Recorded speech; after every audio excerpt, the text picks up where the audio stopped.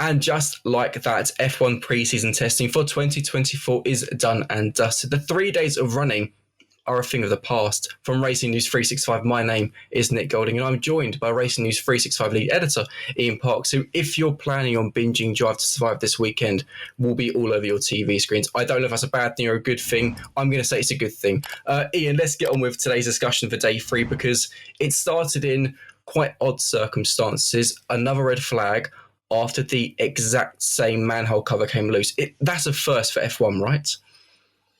I'm not quite sure about that, to be honest. I think you'd have to look back through Formula One history to really delve into those record books and to check whether something like that has happened before. But the fact that, yes, we did have it at exactly the same spot as we did on day 2, when, of course, Charles Leclerc initially dislodged the manhole cover coming out of turn 10 into the turn 11 complex there. Then Lewis Hamilton followed him, dislodged it further. Charles Leclerc came round on his next lap and it damaged the Ferrari. Today, just 27 minutes, I believe, into the session, something along those lines. Yeah, it was, yeah. Yeah, Red Bull Sergio Perez dislodged exactly the same manhole cover. That led to another 75-minute red flag delay to follow on from the 90-minute delay that we had yesterday. The FAA took the immediate decision to just carry on with the running. There was no lunch break for the teams today, unfortunately for them. Or for you. Unfortunately for us as well. We had to work for it, just like everybody else covering this task. But yeah, you couldn't believe it. You couldn't make it up. Particularly when you think as well, if you go back to Las Vegas last year. So this is the second manhole cover incident we have had in the space of 3 months. On this occasion, it seems that the FIA is going to take very swift action following this test, and going into the Grand Prix next weekend, Neil Switek and his team, along with the advisors here from the circuit, it looks more than likely that particularly that manhole cover out of turn 10 into 11 will be removed and filled in with concrete. They're going to assess the majority of all the manhole covers around the circuit to see if something similar could occur, because we know coming out of that turn 10 into 11, it's a wide sweeping line. The drivers are trying to take the best apex possible going into turn 11. So are there any other places like that on the circuit? They certainly haven't materialised, but they're not going to take anything for granted. Everything will be looked at. And more than likely as well, coming out of the Bahrain Grand Prix next weekend, when they've got time, they're going to be assessing all of the Grade 1 circuits going forward to ensure that we get no repeat of these incidents again, because obviously, given the forces associated with these cars now, they're having quite a dramatic effect around some of these circuits, as we've seen in Las Vegas and as we've seen over these past 2 days in Bahrain as well. Now, during the stoppage, there was also a bit of work done on the inside of turn 8. But let's get to a more positive thing, because I think, to the surprise of everyone, Max Verstappen was in the car today, this afternoon, but he wasn't fastest. The second day in a row, Ferrari on top. Yesterday was Carlos Sainz. Today was Charles Leclerc. This is a surprise to quite a few people.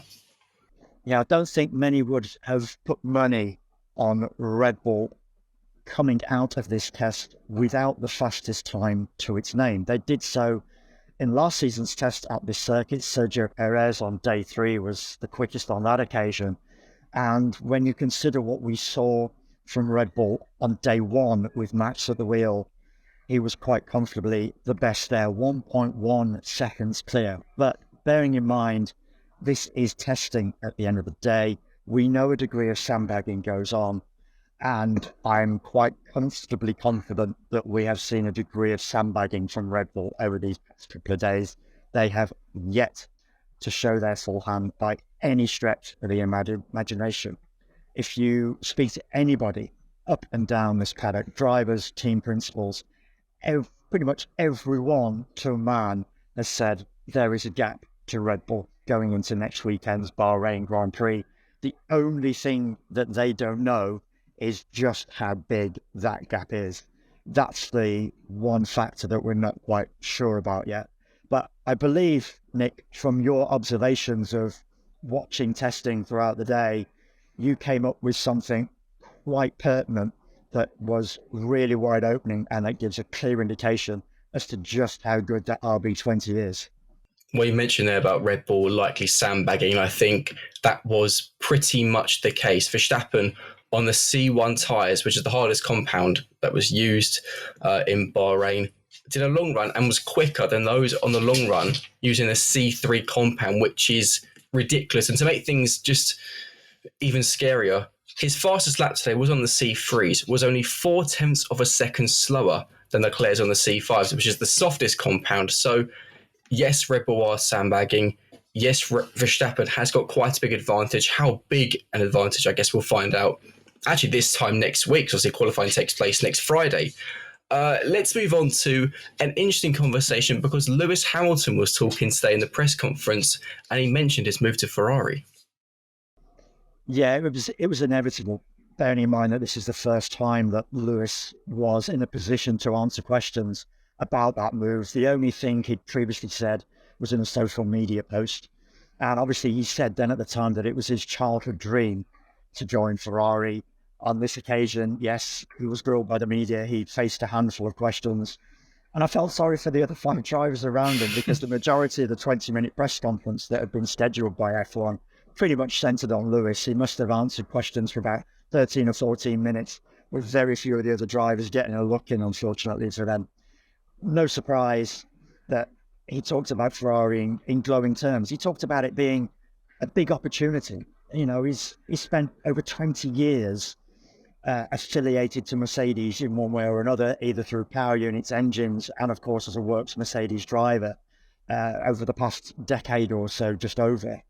So he's decided at this stage in his career, he had a get-out clause that he was in that last contract that he only signed last summer with Mercedes, and we thought that was it. He's definitely going to finish his career with that team.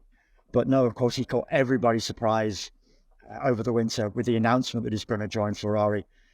And pretty much the biggest indication of why that move has taken place was due to one man, Fred Vasseur. They've got a long association going back to Lewis's junior career when they won titles back then before Lewis entered Formula One. They've had a great friendship over the years. They've maintained that friendship. And without Fred at the helm, I think we can comfortably say Lewis would not be joining Ferrari for 2025. But it was Fred that has managed to lure him to the Scuderia.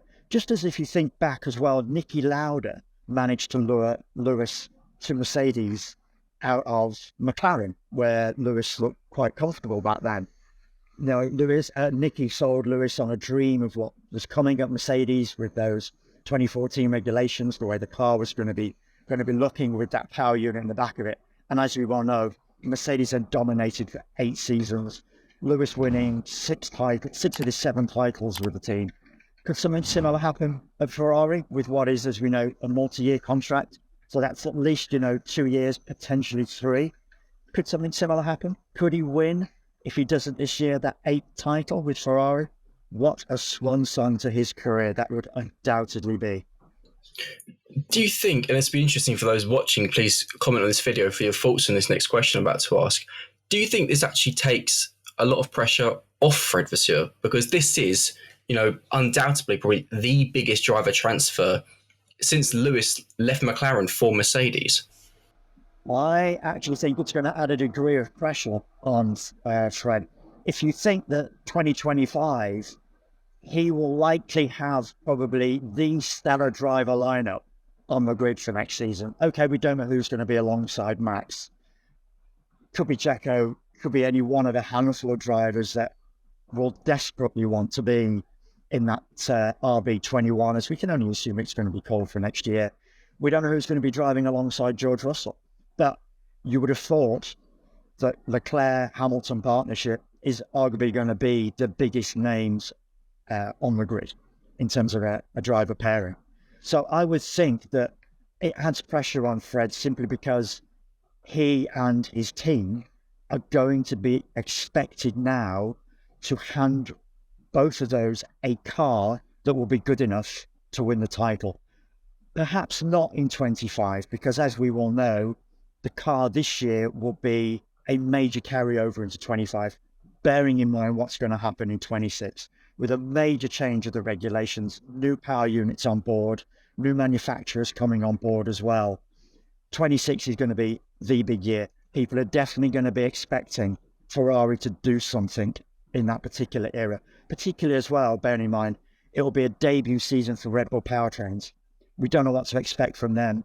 Normally a rookie PU manufacturer struggles that first year, whereas Ferrari, as we know, longevity, history, it should carry them through comfortably into 2026. So I would suggest 26 is going to be the major year for Ferrari, Hamilton, Leclerc, and Fred Vasseur.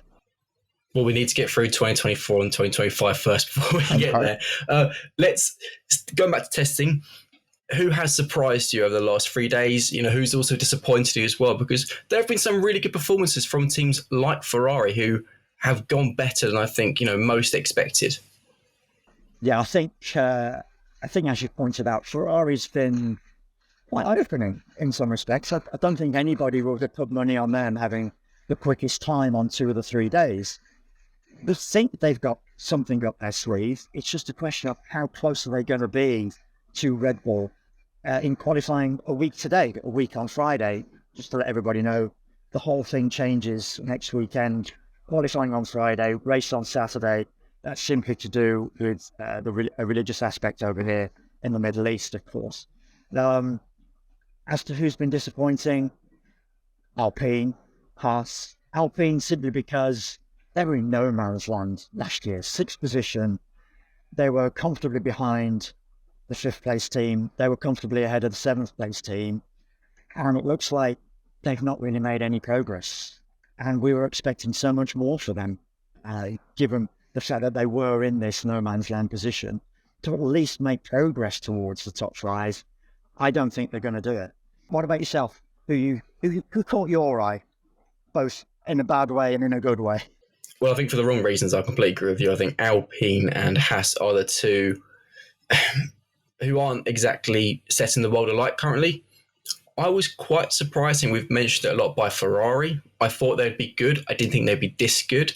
But McLaren and Aston Martin as well, I think they've kind of quietly gone under the radar a little bit. They've not really done any super hot lap times, obviously going more for the long distance runs.